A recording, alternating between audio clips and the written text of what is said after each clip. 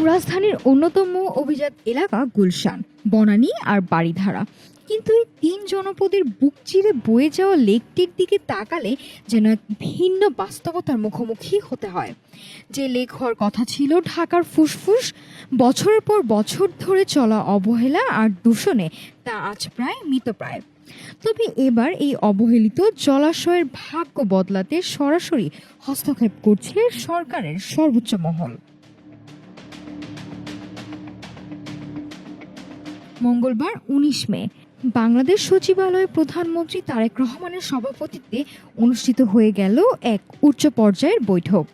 Agenda একটাই, গুলশান বনানী বারিধারা লেকের রূপবদল ও পরিবেশ সংরক্ষণ। প্রধানমন্ত্রীর প্রেস উইং জানিয়েছে, বৈঠকে লেকের পানি দূষণ রোধ, পরিবেশগত ভারসাম্য রক্ষা এবং নাগরিক সুবিধা বাড়ানোর বিষয়ে নেওয়া হচ্ছে একগুচ্ছ বড় পরিকল্পনা।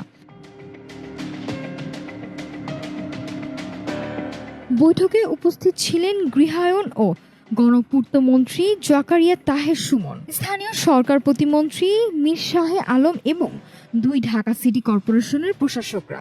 কর্মকর্তারা যখন লেকের করুণ পরিস্থিতি প্রধানমন্ত্রীকে বোঝাচ্ছিলেন, তখন প্রধানমন্ত্রী তারেক রহমানের স্পষ্ট বার্তা ছিল, কোনো জোড়াতালির উন্নয়ন নয়, এবার হতে হবে দীর্ঘমেয়াদী এবং টেকসই সমাধান।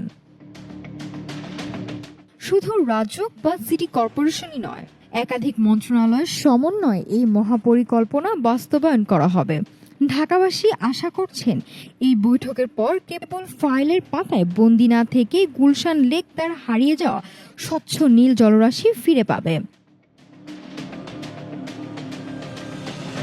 নাফিস সামিয়া, ঢাকা টুডে।